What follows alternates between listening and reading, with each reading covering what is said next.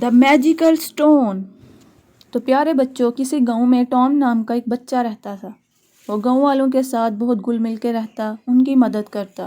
ایک دن وہ ایک درخت کے نیچے کھیل رہا تھا کہ اچانک اسے ایک چمکتا پتھر دکھائی دیا۔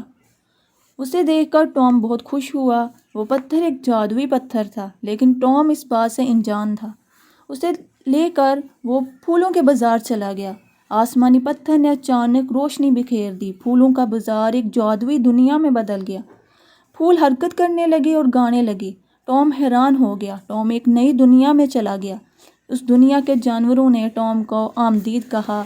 ٹام نے ان کے ساتھ مستیاں کی، کھیلا۔ وہ بہت خوش تھا۔ جادوئی پتھر نے ٹام کو بتایا کہ یہ دنیا صرف رات کے لیے ہے، صبح ہونے پہ یہ دنیا غائب ہو جاتی ہے۔ ٹام بہت افسردہ ہوا۔ وہ نہیں چاہتا تھا کہ یہ دنیا ختم ہو۔ جادوئی پتھر نے ٹام کو ایک چھوٹا سا پتھر تحفے میں دیا تاکہ وہ اپنی اندر کی صلاحیتوں کو پہچان سکے۔ ٹام نے اس پتھر کو اپنے گاؤں کی ترقی میں استعمال کیا۔ اس نے اس کا استعمال لوگوں کے فائدے کے لیے بھی کیا۔ وہ جادوئی پتھر ٹام کو چھوڑ کر چلا گیا۔